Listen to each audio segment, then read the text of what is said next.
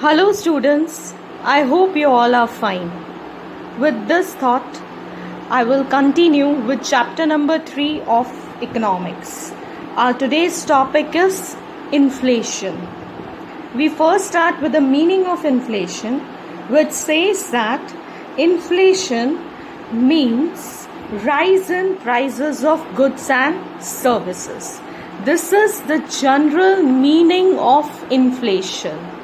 But in economics, we have different meaning of it.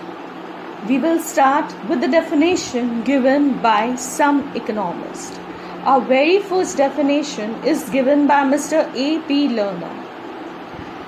He says, a situation of excess demand over supply of goods is called inflation. Over here, A.P. Lerner has dealt with the definition of inflation in terms of demand and supply. He says that when demand increases and supply doesn't increases to that level or remains steady, then it is said to be inflation. Our next economist is Dr. A.C. Pigou. He says inflation is said to occur when monetary income rises faster than real income. So first we need to understand the meaning of the terms monetary income and real income. Monetary income means income that a person earns regularly. For example, wages, salary. Whereas real income means purchasing power. So over here we can say that our purchasing power is not increasing as our money income is increasing. When our wages, our salary rise faster than our purchasing power. The next definition is given by J.M. Keynes. He says, the real situation of inflation is created with increase in money income beyond the level of full employment of factors of production. Yes, factors of production, the 4 factors of production, land, labor, entrepreneur and capital. Same thing over here, he says, when our monetary income increases beyond the level of supply. When the supply is not increasing that much, but the salary, the wages are increasing. Next we move on to the characteristics of inflation. Our very first character is constant rise in price levels. The prices are increasing constantly. After a particular time, the prices are increasing. The second is price rise in all the sectors of economy. All the sectors of economy means agriculture sector, industrial sector and service sector. In all the sectors, the prices are increasing. The third is purchasing power decreases. It means the value of money reduces. Fourth one is the rise in price level after full employment is inflation. After full employment means when a country's all factors of production are employed, but still the prices are increasing. Next we have is some other points to be considered for better understanding of inflation.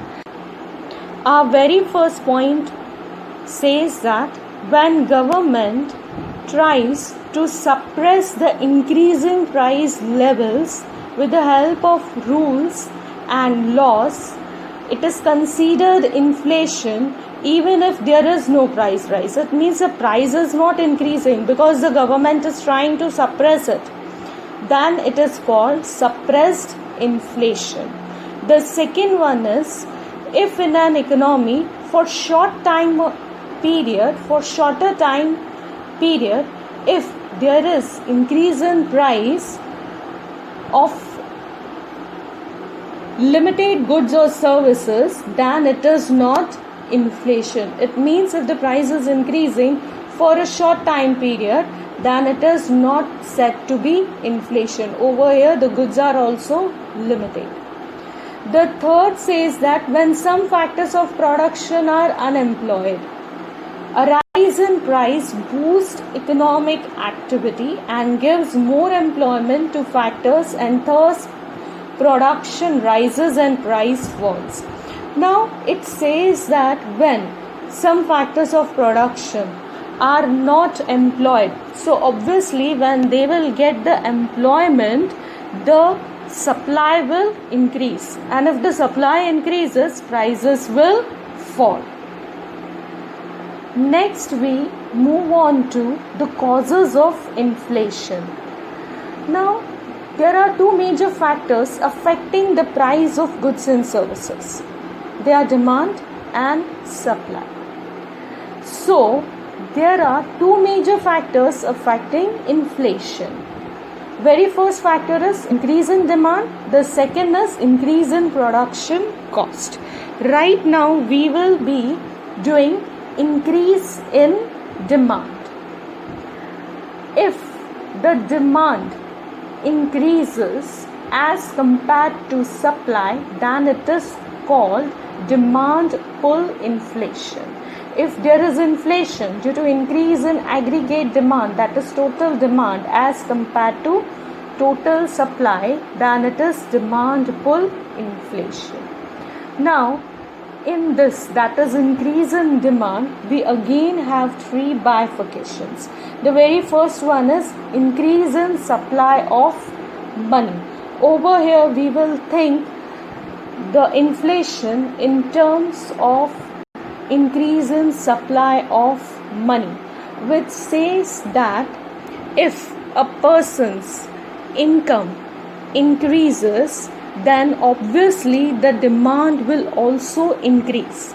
But over here the supply is same, the supply is steady, so there will be inflation as the demand is increasing and supply is not increasing. So the price will rise and there will be inflation. MacLeod says that too much money chasing too few goods causes inflation. Our second factor is increase in public, that is government expenditure.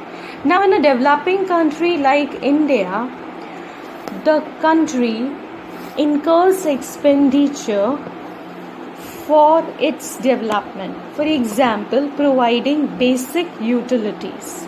Now if the government will provide utility, it means automatically the government is providing employment also. Increase in employment means the people will be able to earn more. Now as the people are earning more, their demand will also increase. As the demand increases, it will lead to rise in general price level. Our third point in it is overpopulation. This is very simple and easy point, which says that the increasing population causes increase in demand of basic requirements, and supply over here is insufficient. The supply is not increasing with the pace of demand, so the prices increase. Now we move on to the second major factor, that is increase in cost of production. Now cost of production will increase when there will be increase in prices of raw material, machines, water rates, etc. So when the cost of these things increase, automatically the prices of goods or services will also increase, which will lead to inflation. The inflation caused due to increase in production cost is called cost push inflation or supply shock inflation.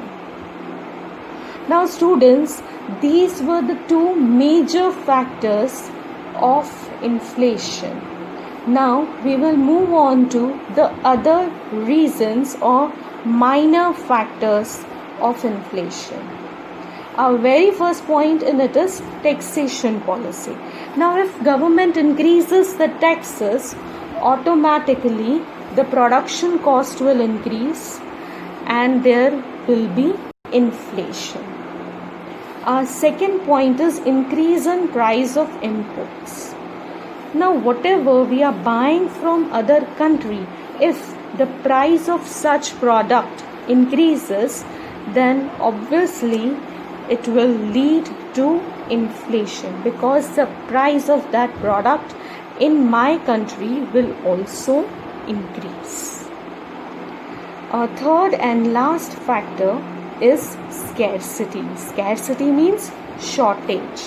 When there is shortage of raw material, electricity, obviously that will lead to increase in price level, because the supply is less and the demand is more. So obviously the prices of such goods or services will increase. If scarcity prevails for long period during production or is extensive in nature, it can cause inflation. If the time period is more, it will definitely cause inflation. That's it with chapter number 3, students. We'll meet you soon with chapter number 4. Thank you.